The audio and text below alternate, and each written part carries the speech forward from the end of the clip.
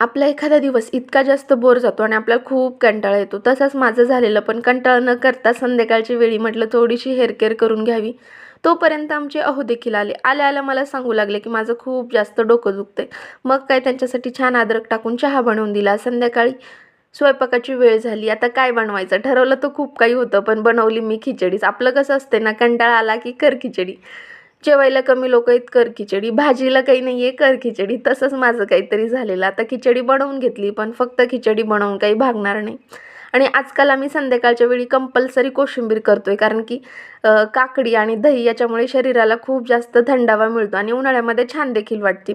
आता इकडे कोशिंबीर बनवतीये, तोपर्यंत एका साईडला अंडे देखील बॉईल करून ठेवले आणि तोपर्यंत एक छान मूव्ही बघितला. आता मूव्ही वगैरे बघून झाला, जेवायची वेळ झाली, छानपैकी जेवण केलं. आता दोघं असो नाही तर सर्वजण, काम तर आवरावंच लागेल. तर चला भेटूया नेक्स्ट व्लॉगमध्ये. तोपर्यंत बाय.